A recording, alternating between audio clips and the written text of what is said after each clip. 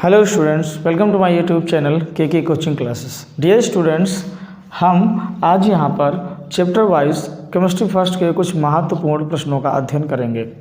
अगर इन प्रश्नों से आपको आपके परीक्षा में जरा सी भी हेल्प मिलती है तो बहुत अच्छी बात होगी।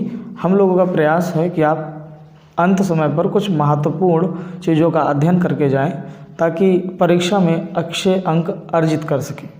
ठीक है, तो चलिए इसी को ध्यान में रखते हुए चैप्टर नंबर 1 को हम लोग डिस्कस करेंगे कि इसमें क्या क्या आने के चांस बनते हैं। सॉलिड स्टेट, देखिए सॉलिड स्टेट में सबसे पहले तो आपको यूनिट सेल से कोई क्वेश्चन उठ सकता है, तो आपको यूनिट सेल फटाफट देख लेना है। देखिए यूनिट सेल जो होती हैं वो दो टाइप की होती हैं, यानी एकक कोशिकाएं। ठीक है, ये आपकी दो टाइप की होती हैं। इसमें सबसे पहला आपका होता है सरल एकक कोशिका, जिसको SCC भी कहा जाता है। SCC, इसे ध्यान में रखिएगा। इससे जो जालक बनता है उसे SCC कहा जाता है। ये दो टाइप की होती हैं, आगे चलकर 3 टाइप की। ठीक है, इसमें एक कोशिका होती है FCC, दूसरी होती है BCC और अगली वाली को भी BCC ही कहा जाता है। ठीक है, इस BCC का मतलब होता है बॉडी सेंटर्ड और इस BCC का मतलब होता है बेस सेंटर्ड। ठीक है, अगर हम इसकी बात करें तो यहाँ पर आपको HCP इसको कहा जाता है। इससे जो क्रिस्टल बनता है उसे HCP कहा जाता है और CCP भी कहा जाता है। ठीक है, HCP का मतलब होता है हेक्सागोनल क्लोज पैक्ड। ठीक है, हेक्सागोनल क्लोज पैकिंग। और इसका मतलब होता है CCP का मतलब क्यूबिक क्लोज पैकिंग। ठीक है, तो FCC जो हमारी यूनिट सेल है उससे जो भी स्ट्रक्चर बनता है, क्रिस्टल जालक बनता है, वो HCP टाइप का होता है, CCP टाइप का होता है। तो अगर रिलेटेड क्वेश्चन दिख जाए तो समझ लो इसी के बारे में चर्चा करनी है हमको। ठीक है, अब यहाँ पर देखिएगा SCC, तो SCC में जो परमाणुओं की संख्या होती है वो 1 होती है और FCC में जो परमाणुओं की संख्या होती है वो 4 होती है। BCC में परमाणुओं की संख्या 2 होती है और इसमें भी परमाणुओं की संख्या 2 होती है। अब इसका स्ट्रक्चर देखें तो ये ऐसी होती है कि इसके कोनों पर, ठीक है, इसके कोनों पर एटम स्थित होते हैं। ठीक है, और कोनों के साथ साथ एक एक फेस पर भी होता है। फेस बोले तो फलक, तो एक फलकों पर भी एक एक होता है।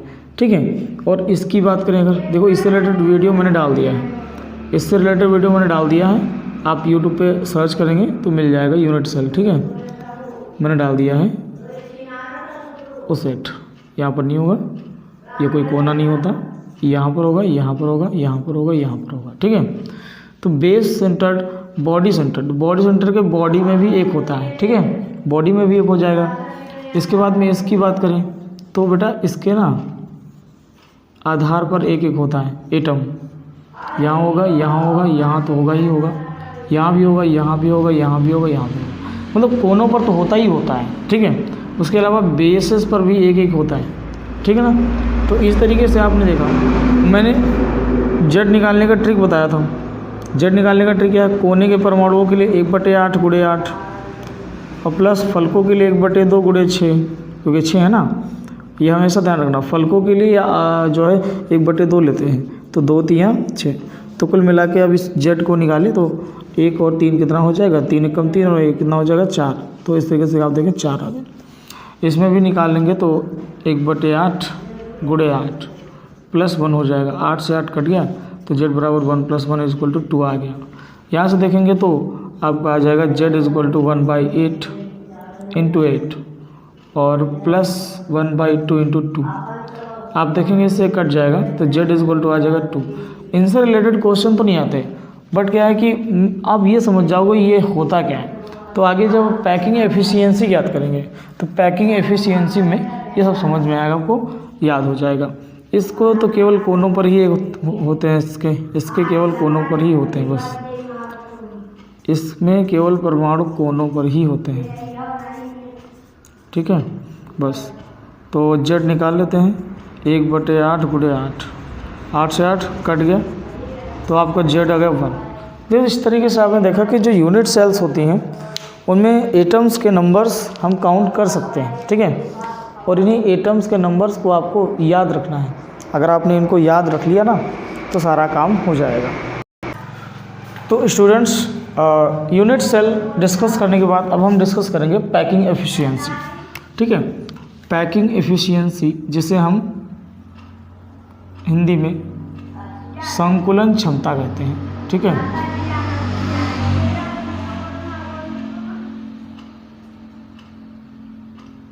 पैकिंग एफिशिएंसी, स्पेलिंग देख लीजिएगा, मुझसे गलत हो ही जाती है अक्सर करके। इसको हिंदी में कहते हैं संकुलन क्षमता।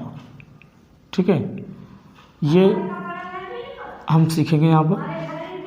अब एक चीज़ ध्यान दीजिएगा कि संकुलन क्षमता से पहले आपको स्ट्रक्चर्स याद होने चाहिए।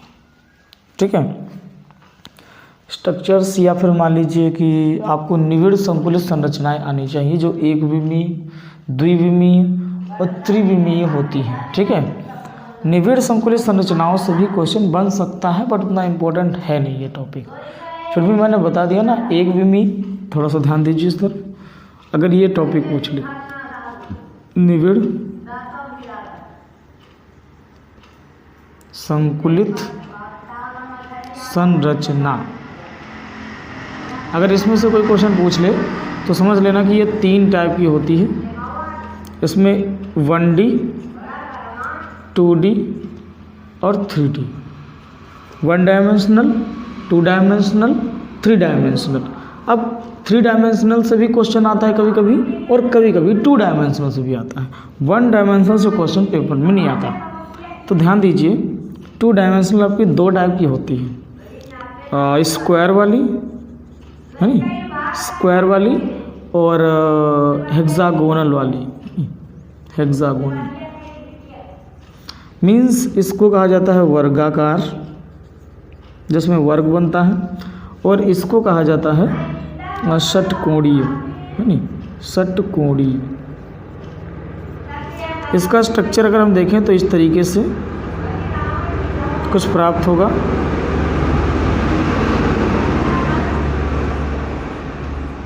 ये स्ट्रक्चर होगा इसका,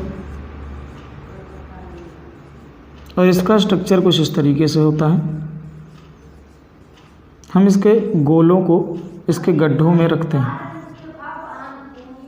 है नी, और फिर से उसके जैसा रखते हैं, ऊपर वाले के जैसे।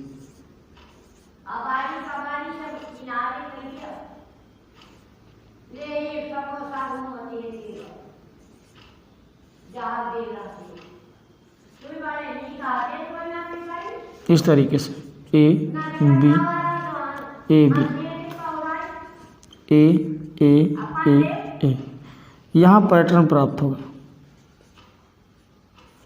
यहाँ जो पैटर्न प्राप्त होगा वो ए ए ए होगा। यहाँ जो पैटर्न प्राप्त होगा वो ए बी। ठीक है, इस तरीके से आप देख रहे हैं पैटर्न प्राप्त होगा यहाँ पर।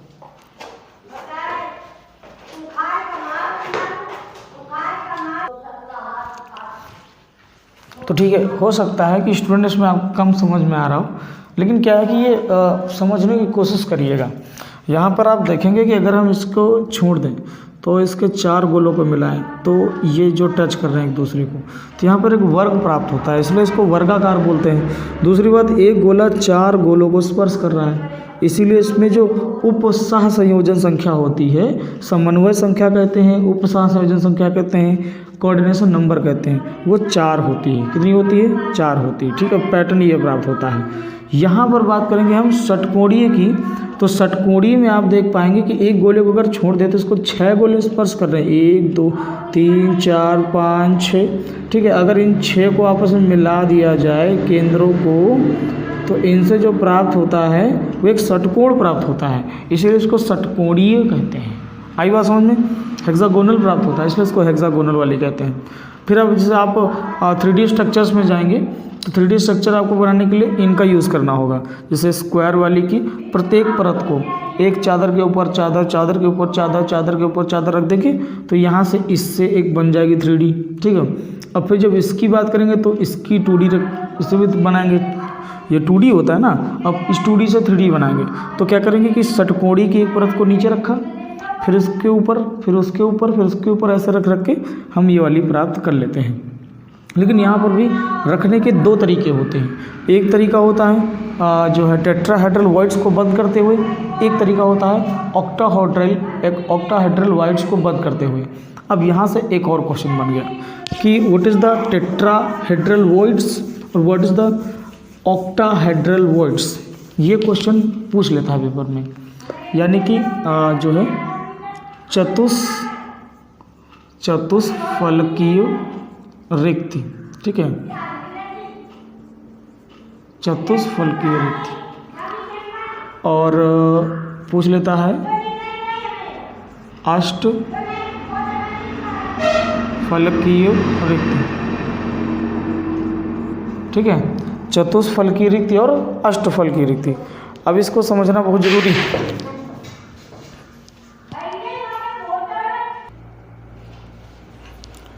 वो नीचे एक औरत रहती है, वो थोड़ा कम दिमाग की है, तो वो बहुत ज़्यादा आवाज़ कर रही थी, शायद आपको आवाज़ मिल भी रही हो, तो मैं उसी को थोड़ा समझाने गया था कि आवाज़ कम करिए। मान भी गई, प्यार से मैंने उसको 10 रुपये दिए, हमने कहा ये लो जाओ चाय पी के आओ तो अभी वो चाय पीने चली गई, तो उससे थोड़ा आवाज़ कम आएगी। अब देखिए चतुष्फलकीय रिक्ति, सबसे पहली बात ये, इसको कहा जाता है टेट्राहेड्रल वॉइड्स, ठीक है, और इसको कहा जाता है ऑक्टाहेड्रल वॉइड्स। क्वेश्चन यहाँ से पूछता है, हम जब 3D बनाते हैं, ठीक है, जब 3D स्ट्रक्चर बना रहे होते हैं, तो जब पहली परत को, जैसे कि ये 3 गोले होते हैं 3D स्ट्रक्चर में, तो ये 3 गोले हो गए, ठीक है। 3D स्ट्रक्चर में ऐसे ही होता है, इनके ऊपर से जब एक गोला रखा जाता है इस तरीके से, तो जैसे ये वाली, इसका एक फलक, इसकी एक फलक, इसकी एक फलक, और ऊपर से जो गोला जाएगा उसकी भी एक फलक उसको जगह को ढक देती है। तो बीच में, इन चारों गोलों के बीच में जो एक खाली स्थान बचता है, इसको हम लोग कहते हैं रिक्ति, ठीक है। और चूँकि ये रिक्ति जो होती है 4 फलकों से घिरी होती है, इसलिए इस रिक्ति को कहा जाता है चतुष्फलकीय रिक्ति। और इसी प्रकार से जब हम देखें तो जैसे कि 3D स्ट्रक्चर बनते समय इस तरीके से भी होता है, यहाँ पर नीचे इस तरीके से एक गोला ऐसे बना देंगे, ये वाला ऐसे, ये वाला ऐसे, ये इससे जुड़ेगा ऐसे, ये बीच में रहेगा। तो ये जो आपका है, इस तरीके से समझना है कि ये 3 नीचे हैं, ठीक है, ये 3 ऊपर हैं, और ये 3 ऊपर हैं, या कह लो ये 3 नीचे हैं, ये 3 ऊपर हैं, और मिडिल में ये लगा हुआ है, ठीक है, समझ गए ना। ये 3 नीचे हैं, ये 3 ऊपर हैं, मिडिल में ये लगा हुआ है। तो अब जैसे कि ये वॉइड्स की हम बात करें, तो ये वाली जो वॉइड है, ये 3 फलकों से यहाँ गिरी है, 3 फलकों से यहाँ गिरी है, और बीच में तो ऊपर नीचे 2 फलके और हो जाएंगी, ठीक है। तो इस तरीके से 8 फलकों से ये घिरी हुई वॉइड्स बनेगी यहाँ पर, उसको हम रिप्रेजेंट नहीं कर सकते, ठीक है। तो ऐसी जो वॉइड होती है उसको हम लोग कहते हैं अष्टफलकीय रिक्ति, यानी ऑक्टाहेड्रल वॉइड्स, ठीक है। आप बुक में देखिएगा, इनका सबका स्ट्रक्चर बहुत अच्छे से बना हुआ है, ठीक। तो यहाँ पर हमने क्या क्या डिस्कस किया, हमने निविड़ संकुलित संरचनाएं भी फटाफट रिवाइज कर लिया है, ठीक है। हमने वॉइड्स यानी रिक्तियाँ भी कर लिया है, ठीक है। अब हम डिस्कस करते हैं जो है डिफेक्ट, ठीक है। डिफेक्ट मीन्स दोष, ठीक है। सॉलिड्स में जो भी डिफेक्ट्स होते हैं, अब उनको हम डिस्कस कर लेते हैं, ठीक है। देखिए, मैं ये जो पढ़ा रहा हूँ, ज़रूरी नहीं ये सब पेपर में आ ही जाए, क्योंकि ये सब बेस है इस लेसन का, ठीक है। अभी एग्ज़ाम में आने वाली चीज़ें ज़्यादा नहीं पढ़ाई हैं, ये इम्पोर्टेंट नहीं, लेकिन ये सब बेस है, यहाँ से क्वेश्चन बन भी सकते हैं और नहीं भी बन सकते। तो क्योंकि फिजिक्स के पेपर में बहुत सारे ऐसे टॉपिक्स थे जहाँ से क्वेश्चन लग नहीं रहा था कि आएंगे, लेकिन आ गए। तो भैया ये 2022 की शिक्षा नीति का मामला है, और चेंज भी हुआ है सब कुछ, सिलेबस भी चेंज हुआ है, तो कहाँ से क्या है पता नहीं। नए सिलेबस के हिसाब से पेपर बन रहा है तो अब कह नहीं सकते कौन से क्वेश्चंस आएंगे कौन से नहीं आएंगे। तो कोशिश ये करें कि ज़्यादा जो है आप अनसॉल्व पे मत निर्भर रहें, क्योंकि अनसॉल्व में पुराने पेपर दिए हुए हैं और उनके अकॉर्डिंग आप चलेंगे तो नुकसान झेलेंगे। ठीक है, अनसॉल्व के भरोसे ना रहें, बशर्ते आप ये करें कि UPMSP की जो वेबसाइट है वहाँ जितना भी सिलेबस दिया है उसको बस याद करने की कोशिश कीजिए। ठीक है, MSP पर UPMSP पर जो भी सिलेबस दिया उस सिलेबस के हिसाब से पढ़िए, वहीं से प्रश्न आएंगे। ठीक, इसके बाद में देखिए हम लोग संकुलन क्षमता की तरफ भी नहीं बढ़ पाए हैं, थोड़ा सा इसको हम डाले हैं क्योंकि ये इम्पोर्टेंट टॉपिक है। बट क्या कि इससे भी इम्पोर्टेंट टॉपिक है थोड़ा सा, वो है जो है हम बताते हैं डिफेक्ट ऑफ सॉलिड, यानी कि ठोसों में दोष। ठोसों में दोष। अब अगर हम ठोसों में दोष की बात करें तो ज़्यादा लंबा नहीं खींचेंगे क्योंकि वो हैं तो बहुत सारे, बट उनको ना जानो। तो देखो पहले ये समझ लो कि ठोस मान लिया 2 टाइप के, वैसे तो कई टाइप के होते हैं। देखो ठोस हो गए 2 टाइप के, आयनिक ठोस और अनआयनिक ठोस। अनआयनिक ठोस, ओके। अब बेटा ध्यान देना कि आयनिक ठोस में जो दोष होते हैं, अनायनिक ठोस में जो दोष होते हैं उन्हें हम 2 भागों में बांट सकते हैं, अंतराकाशी दोष और एक हो जाता है आपका रिक्तिका दोष। रिक्तिका दोष, ठीक है, अंतराकाशी दोष और रिक्तिका दोष। इधर 2 दोष हो जाएंगे आपके आयनिक ठोस में। एक हो जाएगा आपका फ्रैंकल दोष। फ्रैंकल दोष और एक हो जाएगा आपका शॉटकी दोष। शॉटकी दोष, ठीक है। क्वेश्चन एग्जाम में जो बनते हैं वो फ्रैंकल और शॉटकी से कभी कभी आ जाता है, वरना यहाँ से क्वेश्चन नहीं बनते हैं लगभग, ठीक है। फिर भी अगर थ्योरी की सेक्शन की बात करें तो इस लेसन से सबसे इम्पोर्टेंट थ्योरी यहीं से क्वेश्चन पेपर में थ्योरी में आते हैं।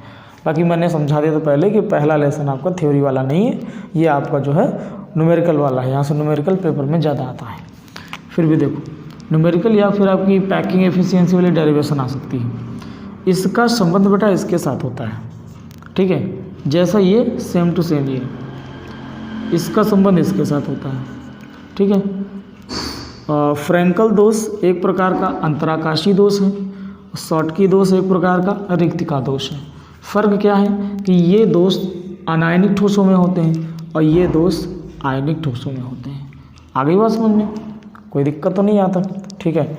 अब आप सोचेंगे सर ये होते क्या हैं, पहले ये तो बता दीजिए।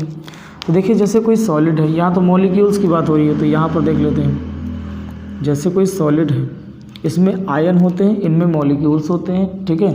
देखो जैसे हमारे पास ये मॉलिक्यूल्स हैं बहुत सारे इस तरीके से। इसे ना बहुत ज़्यादा लंबा हो जाएगा, मैं इसको छोटा बना के समझा देता हूँ, ठीक है। जैसे ये कोई मॉलिक्यूल्स यहाँ पर इस तरीके से 1 2 और 3 इस तरीके से बना हुआ है, ठीक है। अब अगर बाय द वे ये जो 4 गोले होते हैं, 4 गोलों के बीच का जो खाली स्थान होता है, इस खाली स्थान को हम लोग कहते हैं अंतराकाश। क्या कहते हैं? अंतराकाश। अगर कोई गोला अपनी जगह को छोड़कर इस अंतराकाश में आ जाता है तो उससे जो दोष पैदा होता है उस दोष को हम कहते हैं अंतराकाशी दोष। जैसे यहाँ से ये गायब हो जाए, यहाँ खाली स्थान बच जाए और ये यहाँ पर आ जाए तो हम इस दोष को बोलेंगे अंतराकाशी दोष। अब एक चीज़ ध्यान दीजिए कि ये गोला यहाँ से यहाँ आ गया है लेकिन बाहर तो नहीं गया, तो इसकी वजह से इसके घनत्व पर, ठोस के घनत्व पर कोई प्रभाव नहीं पड़ता है। अंतराकाशी दोष की वजह से ठोस के घनत्व पर कोई प्रभाव नहीं पड़ता है, ठीक है, ध्यान रखेंगे। चलिए नेक्स्ट रिक्तिका देख लेते हैं। रिक्तिका में क्या होता है? रिक्तिका में आपका ये रहता है कि जैसे ये वाले हैं, ठीक है, इस तरीके से, तो इसमें ये रहता है कि ये गायब हो जाता है। एक जो है विलुप्त हो जाएगा। इसको जब गर्म करते हैं ज़्यादा ठोसों को तो यहाँ से ये गायब हो जाएगा। अब इसकी जगह क्या होगी, खाली हो गई। अगर कोई एक अणु या परमाणु गायब हो जाए, ठीक है, तो उसकी वजह से इसके ठोस के घनत्व में कमी आती है। तो आप ध्यान दीजिएगा कि रिक्तिका दोष की वजह से ठोस के घनत्व में कमी आती है। अच्छा, जब विलुप्त हो जाता है तो इसका स्थान खाली हो जाता है। खाली स्थान को हम रिक्ति कहते हैं या रिक्तिका कहते हैं, और जो भी ऐसा दोष पैदा होता है उस दोष को हम कहते हैं रिक्तिका दोष। ठीक है, अब यहाँ पर आ जाओ, शॉर्ट की में चलते हैं। सेम रिक्तिका की तरह होगा बिल्कुल। ठीक है, अब शॉर्ट की हो या कोई भी हो, यहाँ पर देखिए पहले ये तो आयनिक ठोस है। आयनिक ठोस प्लस माइनस से बने होते हैं। 1 2 3 4 5 6 जो भी है, 1 2 3 4 5 6, 1 2 3 4 5 6, 1 2 3 4 5 6, इस तरीके से बना लिया। अब यहाँ प्लस माइनस लिखने की बारी है। अब प्लस माइनस लिखने का ट्रिक क्या होता है, पहले प्लस फिर माइनस प्लस माइनस, ऐसा लिखते ना। ये Na प्लस, मान लो ये NaCl का है। ठीक है, Na plus Cl minus, Na plus Cl minus, Na plus Cl minus. ठीक है, फिर minus plus minus plus minus plus, plus minus plus minus plus minus, minus plus minus plus minus plus. तो ये आपका NaCl का बन गया। अब यहाँ पर आपको देखना ये है कि इसमें से शॉर्टकी दोष को हम कैसे डिफाइन कर सकते हैं। ठीक है, तो देखना बच्चों कि जैसे ये शॉर्टकी दोष है तो सेम रिक्तिका के तरीके से रिक्तिका में से एक विलुप्त हो गया था, तो यहाँ से भी बेटा मान लो कि ये प्लस विलुप्त हो गया। अगर ये प्लस विलुप्त हो जाएगा तो इसकी उदासीनता को बनाए रखने के लिए, ठीक है, नहीं तो फिर प्लस अगर गायब होगा तो फिर माइनस ज़्यादा हो जाएंगे तो बात गड़बड़ा जाएगी सॉल्ट ठोस की। तो इसमें क्या होता है कि जब प्लस गायब होता है तो प्लस की देखा देखी में एक माइनस भी कहीं ना कहीं से सॉलिड से गायब हो जाता है। अब देखिए यहाँ से प्लस चला गया, यहाँ से माइनस चला गया, दो जगह खाली हो गई, तो खाली होने से इसके घनत्व में क्या होगी, कमी आएगी ना। तो ध्यान दीजिएगा कि उधर रिक्तिका दोष की वजह से घनत्व में कमी आ जाती है, इधर शॉर्टकी दोष की वजह से घनत्व में कमी आती है। वो तो आना ही आना भैया जब गायब हो जाएगा। ठीक, और ये विलुप्त हो जाता है ना तो उससे दोष पैदा होता है, और इस दोष को हम लोग क्या कहते हैं, शॉर्टकी दोष कहते हैं। ठीक है, अब आते हैं फ्रैंकल दोष की तरफ। सेम टू सेम कंडीशन मैं यहाँ पर इसको ऐसे लिखा दूँ, इसी में समझा देते हैं। ठीक है, जैसे यहाँ पर प्लस था, यहाँ पर माइनस था। अब सपोज़ करो कि ये वाला यहाँ अपनी जगह को छोड़ दे, यहाँ खाली स्थान हो जाए, और ये यहाँ पर आ जाए इसके बीच में अंतराकाश में। ठीक है, तो इससे जो दोष उत्पन्न होगा उस दोष को हम लोग क्या कहते हैं, फ्रैंकल दोष, क्योंकि अंतराकाशी तो वहाँ बोलते हैं, तो इसको बोलेंगे फ्रैंकल दोष। ठीक है, इस तरह के दोष को हम क्या बोलते हैं, फ्रैंकल दोष। क्लियर, चलिए अब इसको रफ कर देते हैं। दोष भी आपने सारे पढ़ लिए अच्छे से। अब हम डिस्कस करेंगे पैकिंग एफिशिएंसी, यानी कि संकुलन क्षमता। अब देखिए संकुलन क्षमता कितने की होती है। अगर संकुलन क्षमता से क्वेश्चन आता है, पैकिंग एफिशिएंसी से क्वेश्चन आता है, तो ध्यान रखिएगा मोस्टली आपका क्वेश्चन होता किस किस का है। तो देखो मैंने यूनिट सेल बताई थी, SCC, FCC, BCC, अगली वाली भी BCC। ठीक है, simple cubic cell, face cubic cell, base cubic cell या बॉडी क्यूबिक सेल। अगर इसे बॉडी क्यूबिक सेल बोलेंगे तो इसे बेस क्यूबिक सेल बोलेंगे। ठीक है, इसमें एटम नंबर 2, इसमें एटम नंबर 4, इसमें एटम नंबर 1, इसमें एटम नंबर 2। तो अब ये होता है बेटा कि इसकी पैकिंग एफिशिएंसी आप ध्यान रखेंगे 52.4% के आसपास होती है, या 52.3% कर सकते हैं। ठीक है, इसकी पैकिंग एफिशिएंसी जो है 72.4% होती है, 72.4। ठीक है, इसकी पैकिंग एफिशिएंसी 68% होती है, इसकी भी पैकिंग एफिशिएंसी 68% होती है। ये इक्वल क्यों, क्योंकि इसमें भी 2 ही परमाणु और इसमें भी 2 ही परमाणु है, तो इनकी दोनों की बराबर होती है। तो हम क्या करते हैं कि इसको शो नहीं करते हैं, सिर्फ जब ज्ञात करना होता है तो सिर्फ इन तीनों की याद करते हैं। फिर बात करते हैं कि क्वेश्चन कौन सा पेपर में ज़्यादा आता है। तो ये लगभग एक बार पूछा गया है, ये भी एक बार पूछा गया है, ये कई बार रिपीट हुआ है। ठीक है। दूसरी बात, ये जो है HCP करके भी पूछ लेगा, क्रिस्टल जालक का नाम, हेक्सागोनल क्लोज पैकिंग, क्योंकि हेक्सागोनल क्लोज पैकिंग जो होती है वो FCC टाइप की ही होती है। ठीक है। तो ये पूछ सकता है। CCP करके पूछ सकता है, क्यूबिक क्लोज पैकिंग। तो समझ लो इन तीनों नामों को अगर पूछे तो समझ लो इसी की बात हो रही। क्लियर? चलिए, आपको समझ में आ गया होगा। एफिशिएंसी ये डायरेक्टली याद कर लीजिए तब भी अच्छा है, नहीं तो डेरिवेशन तो कराएंगे हम। तो सबसे पहले हम सीखेंगे फेस वाली। ठीक है, क्योंकि यहाँ पर SCC वाली हम बताएंगे नहीं, SCC वाली बताएंगे तो बहुत टाइम लगेगा, फिर 3 हो जाएंगे डेरिवेशन। ठीक है। आप एक काम कर सकते हैं कि पैकिंग एफिशिएंसी से रिलेटेड वीडियो यूट्यूब पे पड़ा हुआ है, तो आप देख लीजिएगा वहाँ पर SCC और BCC को। SCC और BCC सिंपल ही है, वो टफ नहीं है। बस क्या है कि फेस वाली थोड़ी महंगी बैठती है, इसलिए सोच रहे उसको बता दें। देखो कैसे करना है। सबसे पहले आपको एक बनाना है इस तरीके से डिब्बा।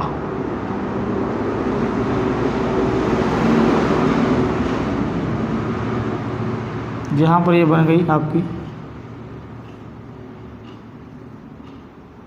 एटम होंगे यहाँ पर, एक दूसरे को स्पर्श करते हैं। ये नहीं कर पाया, कोई बात नहीं। यहाँ जो होगा इसे स्पर्श करिए। यहाँ वाला भी करता है, यहाँ वाला भी करते हैं, यहाँ वाला भी करता है। इसको क्या करना है, मिला देना है इस तरीके से। ठीक है। कुछ भी नाम दे दो, A B C। ठीक, इसको भी ऐसे मिला लेना है।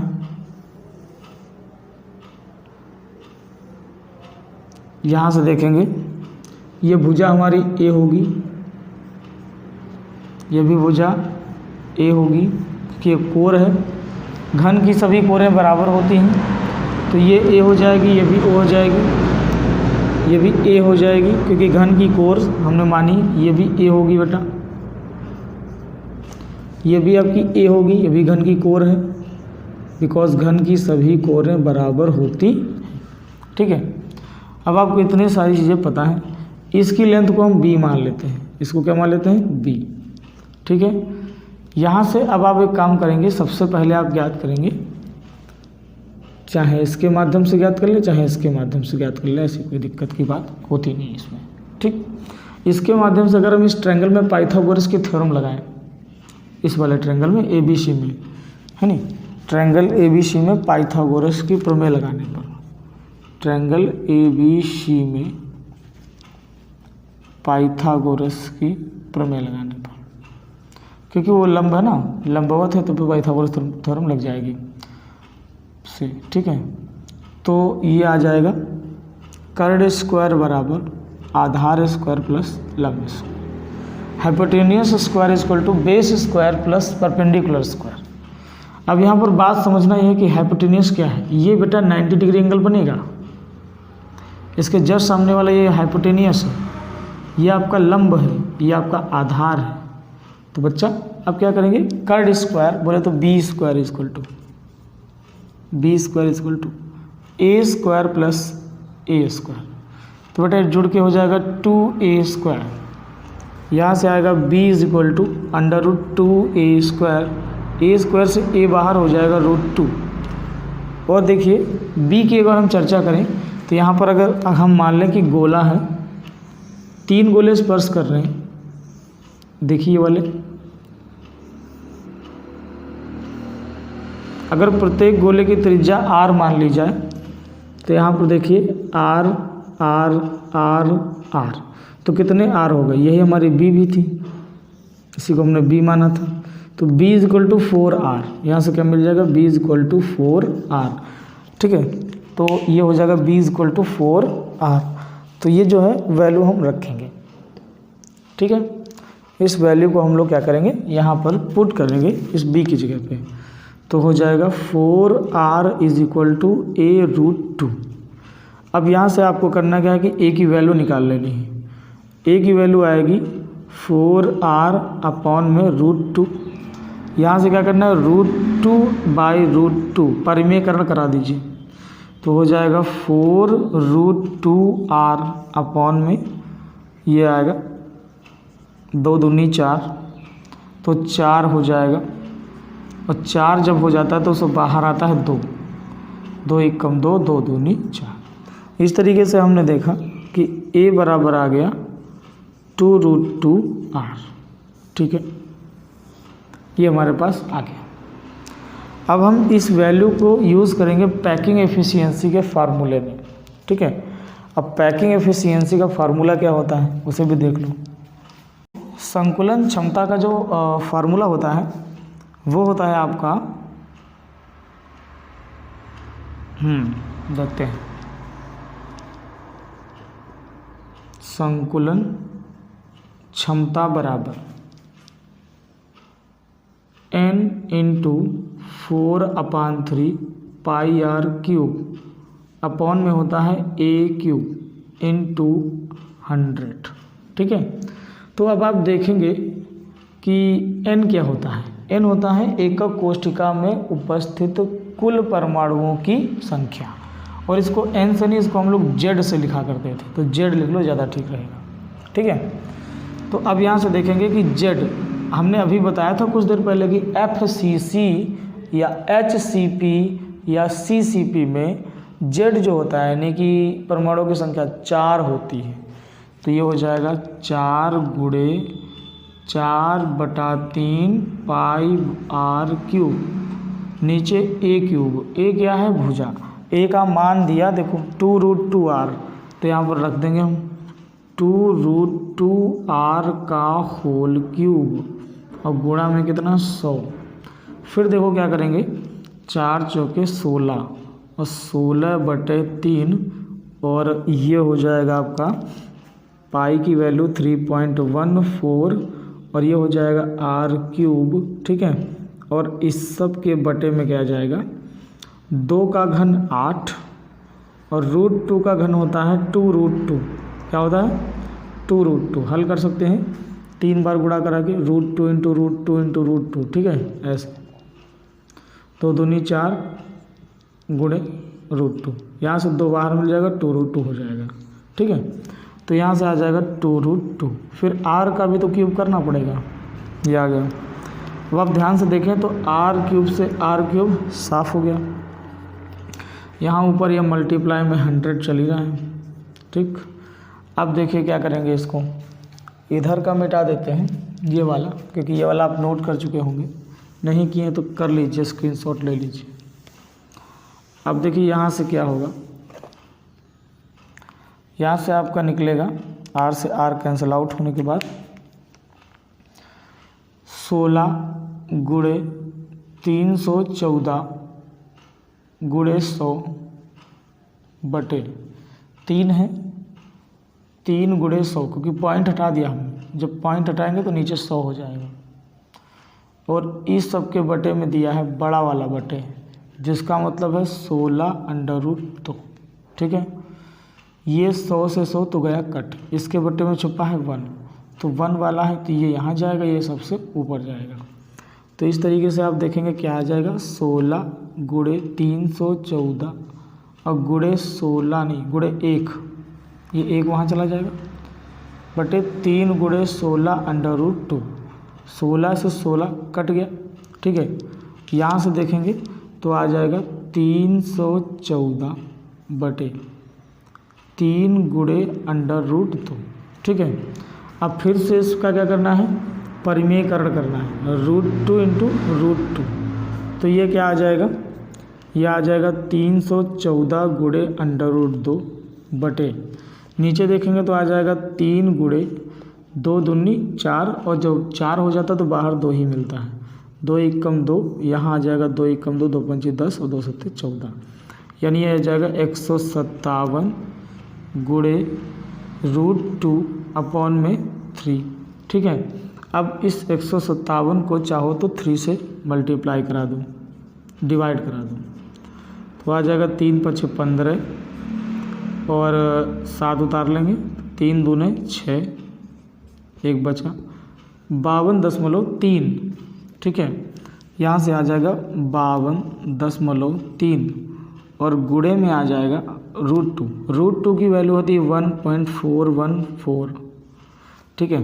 तो अब अगर हम यहाँ पर इसका मल्टीप्लाई करवाएं, यानी कि 1.414, पहले तो एक काम करो 52.3 कर लो, 1.41 कर लो केवल, बस ठीक है, इतने सही निकल आएगा। तो ये 3 हो जाएगा, 2 हो जाएगा, 5 हो जाएगा, 4 3 12, हासिल मिला 1, 4 दूनी 8, 1 9, 4 पंचे 20, ठीक है। इस तरीके से 3 2 5, यहाँ देखिए 3 आ जाएगा, 4 आ जाएगा, 9 5 14, ठीक है। और 14 में अगर 3 जोड़ दिया जाए तो 17 हो जाएगा, के 7 हासिल मिला 1, तो ये आ जाएगा 3, ये आ जाएगा 7। अब अगर आप इसे देखें तो 3 अंकों के बाद दशमलव लगा है, तो यहाँ पर आप दशमलव लगा सकते हैं, तो ये आ रहा है 73.74%, और हमने आपको कितना बताया था 72, लगभग 72%। तो शायद कुछ गलत हुआ है क्या? नहीं बेटा, गलत तो नहीं, 74% बताई थी, 72 नहीं। तो इसकी बेटा होती है कितनी, 74%। तो आप देखें ये 73.74, और मैंने एक अंक छोड़ दिया था ना 4 वाला, उसी की वजह से कम आ गया। अगर उसको लेते तो पक्का कितना आता, 74। फिर भी ये 74 के लगभग में है।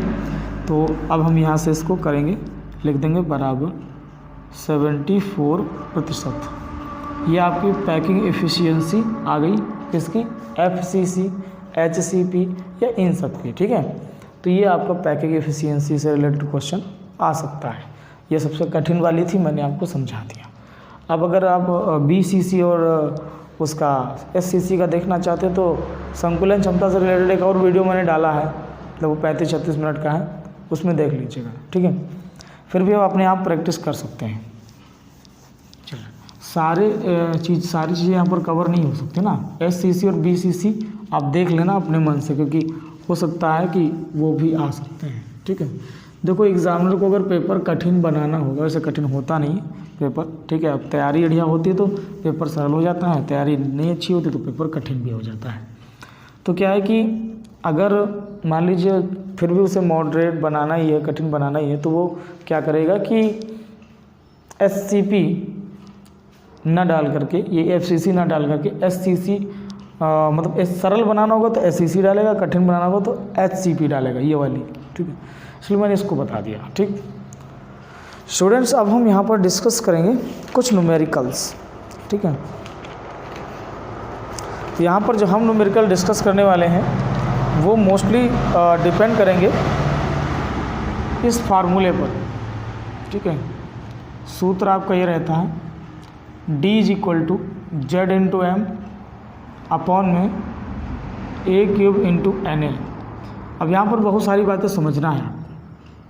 देखो, पहली बात तो D, ये है घनत्व, डेंसिटी, एकक कोष्ठिका का घनत्व। ये जो Z है, ये है परमाणुओं की संख्या। ये जो M है, ये है द्रव्यमान, दिया रहता है पदार्थ का, जो भी पदार्थ होगा उसका द्रव्यमान। ये जो आपका A³ देख रहे हैं, ये है एकक कोष्ठिका का आयतन, और ये Na है एवोग्रेडो नंबर, एवोग्रेडो नंबर, ठीक है, जिसकी वैल्यू होती है 6.022 10⁻23। तो ध्यान रखिएगा, ये चीज़ें अगर आप ध्यान रखेंगे तो आपको किसी भी न्यूमेरिकल में टेंशन नहीं, ठीक है। अब जैसे हम एक अगला न्यूमेरिकल देते हैं आपको, और इसको नोट करेंगे फटाफट, न्यूमेरिकल देते हैं आपको, ठीक है। तो इसको रफ कर देते हैं, ये फार्मूला ध्यान रखिएगा, संकुलन क्षमता मिटा दिया जाए, इसका कोई काम नहीं है। बच्चों देखिए, एक क्वेश्चन आया कि सिल्वर यानी चांदी घनीय संवृत संकुलन जालक बनाता है। यानी जो चांदी है, क्वेश्चन कह रहा है कि चांदी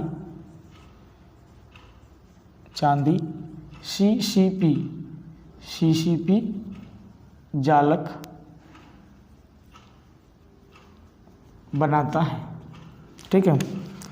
कहता है कि आगे पता चला इसके कोर की लंबाई 408.6 पिकोमीटर है। अब देखो कोर की लंबाई दे दी, कोर की लंबाई जैसे हम ए कहते हैं, ठीक है, 408.6 पिकोमीटर, ठीक है। सिल्वर के घनत्व की गणना कीजिए जबकि उसका परमाणु द्रव्यमान दिया हुआ है।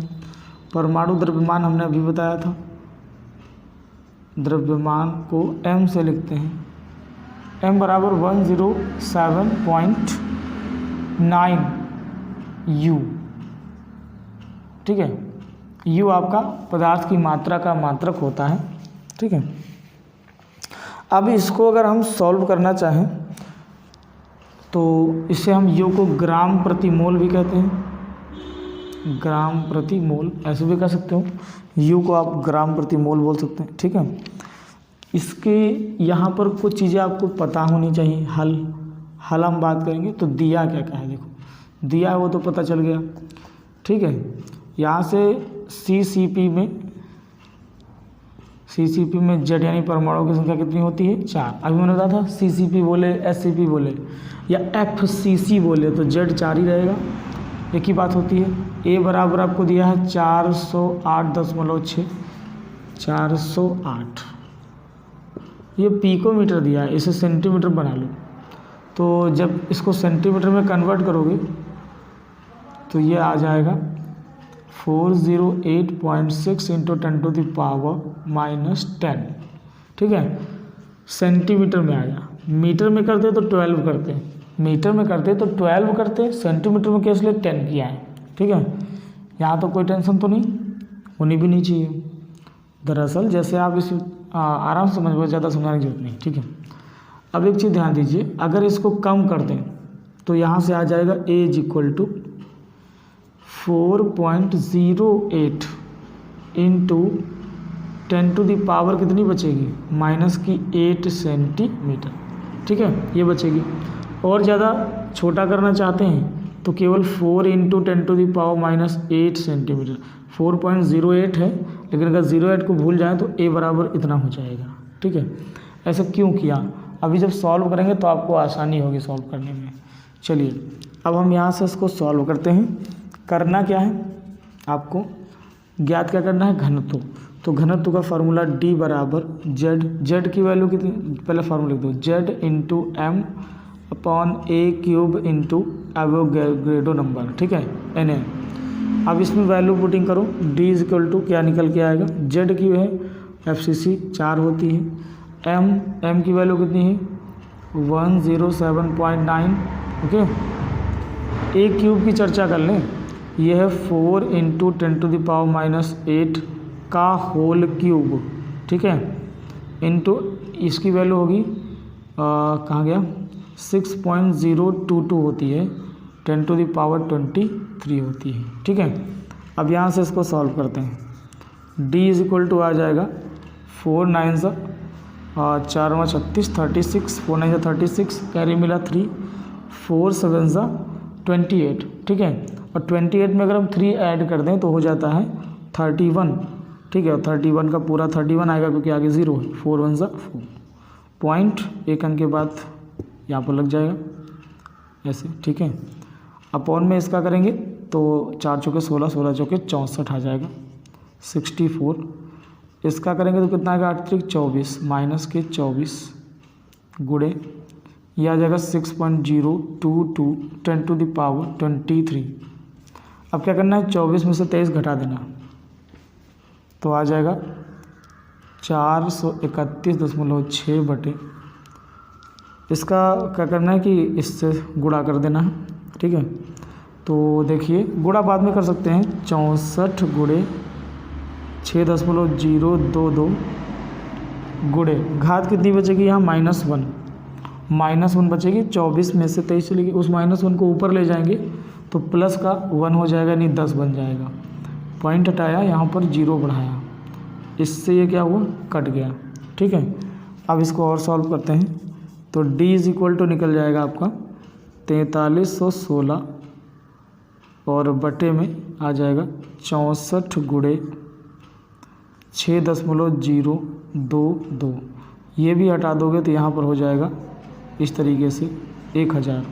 ठीक है, अब आ गया ये आपका 4316 गुणे 1000 बटे में आ जाएगा 64 गुणे 6022।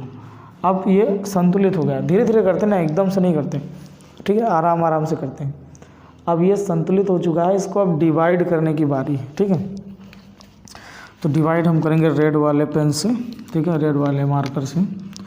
देखिए ये इसको ना यहाँ पे करते हैं अलग, तो ज़्यादा समझ में आएगा, यहाँ पे घिच-पिच हो जाएगी बात ये। तो उम्मीद करता हूँ मैं इसको यहाँ पे काटूँगा। चलिए बची हुई जगह में काटते हैं इसको। तो 4316 गुणे 1000 बटे 64 गुणे 6022। पहले इसको उड़ाओ, 2 3 6 2 दूनी 4, 2 दूनी 4, 2 एकम 2, 2 पंची 10, 2 अट्ठी 16, यहाँ आ जाएगा 2 एकम 2, 2 छंग 12, 2 एकम 2 और 0 2 7 14 और 2 9 18। अब तो नहीं कटेगा, ठीक है, ये तो कटेगा ना, 4 चौके 16 और 4 दूनी 8 और 4 पंचे 20, फिर भी कट जाएगा। 2 दूनी 4, 2 एकम 2, 125 आ जाएगा। अब नहीं कटेगा ये, ठीक है, क्योंकि अब ना ये तो कटेगा ना ही ये कटेगा।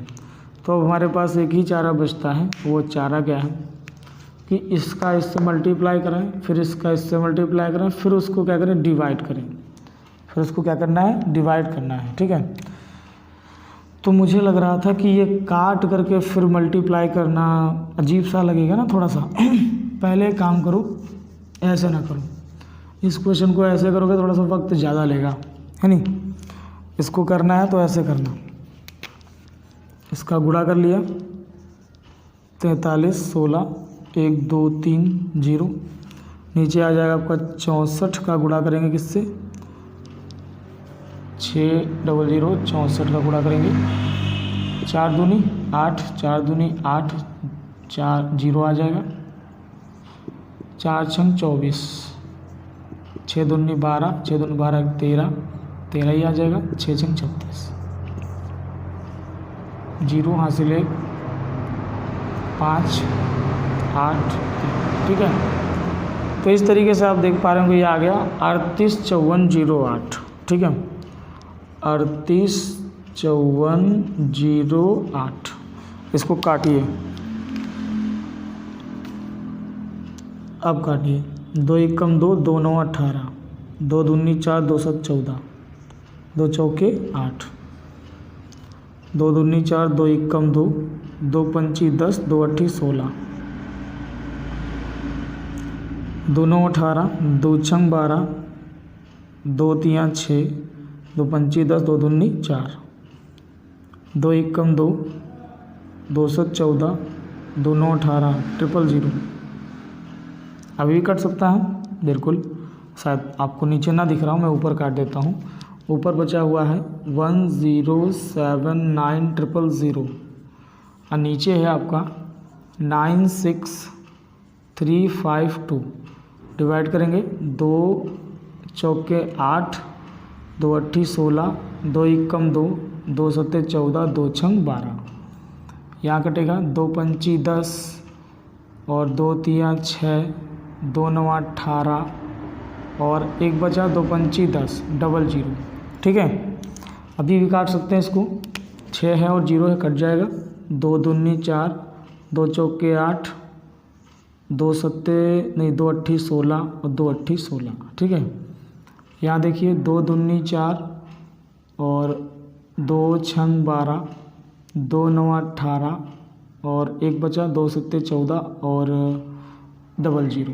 ठीक है, फिर भी कट जाएगा, 2 एकम 2, 2 दूनी 4, 0 2 चौके 2 चौके। ठीक है, ये भी कट जाएगा, 2 एकम 2, 2 3 6, 2 चौके 8, 2 अट्ठी 16 और 00। ठीक है, अभी भी कट जाएगा। 4 से काट लें, 4 से काट लेते हैं, 4 3 12, 0 4 एकम 4, 4 एकम 4, यहाँ काट लें, 4 तियाँ 12, 4 तियाँ 12, बचा 2, 4 सत्ते 28, 00।